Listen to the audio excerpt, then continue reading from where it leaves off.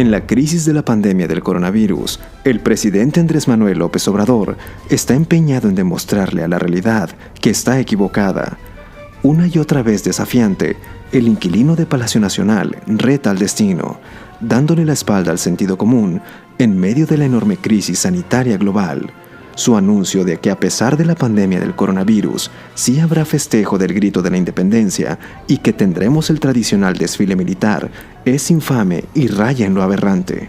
También decirles que va a haber grito y va a haber desfile.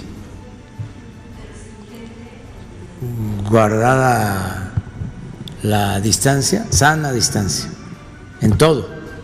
Si la exigencia del control sanitario advierte que solo se autoricen las actividades indispensables, ¿cuál es la urgencia presidencial de reunir gente en la noche del 15 y en el desfile del 16 con los inevitables peligros del contagio?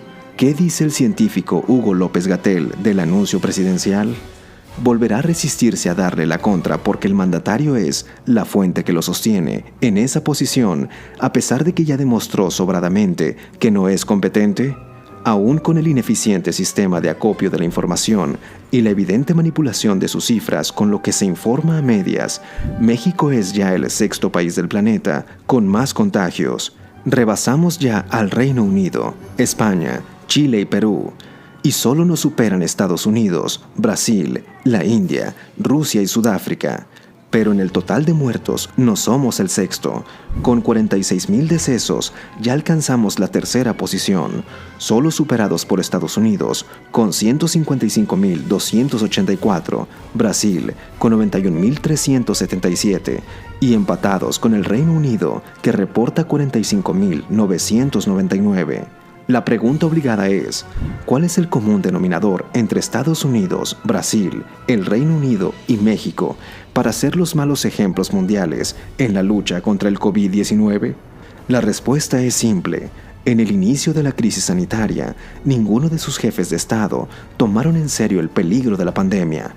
Donald Trump, Jair Bolsonaro, Boris Johnson y Andrés Manuel López Obrador siempre nadaron a contracorriente del mundo, jurando que superaríamos la crisis en cuestión de semanas, que estábamos ante una gripe común y que nadie debía preocuparse porque el calor del verano mataría el virus.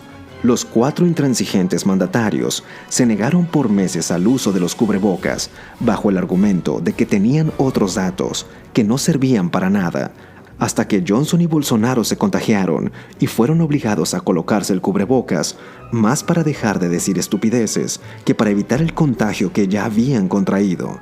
Pero Trump y López Obrador insisten en no aceptar las acciones ya universalmente consensuadas por la Organización Mundial de la Salud y pelean a diario contra las reglas que marca la crisis sanitaria. Para el inquilino de Palacio Nacional no existe más verdad que la de López-Gatell, quien sobradamente ya evidenció que cambia de piel como camaleón para justificar cualquier realidad. Siempre lo advertimos y miente, nunca lo hizo, como lo previmos desde el principio, y vuelve a mentir, jamás lo hizo. Y el científico responsable de asumir las acciones contra la pandemia está en absoluto descontrol. La mayoría de los gobernadores le dan la espalda a sus absurdas indicaciones y los ciudadanos ya se cansaron de escuchar su hemos aplanado la curva. Y él. Entonces nos faltan todavía una semana hasta llegar a ese momento cumbre. Pero como el presidente López Obrador lo secunda en cuanta aberrante declaración hace, López-Gatell no se atreve a darle la contra al mandatario en jefe.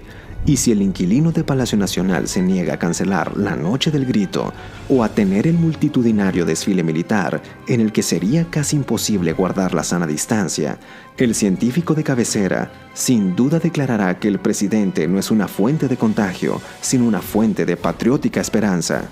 Y si quieren una muestra, que se asomen a lo que sucede en los Estados Unidos, en donde el acelere de Donald Trump para abrir la cuarentena elevó en 58% los decesos por la pandemia. Repuntaron. Contra lo que el presidente López Obrador diga, México está lejos de domar la pandemia, de instalar a la mayoría de sus estados, al menos en código amarillo, o de aplanar la curva del contagio y de los decesos. Falta por lo menos un mes más. Si el inquilino de Palacio Nacional se niega a ver la realidad, que lo haga bajo su responsabilidad.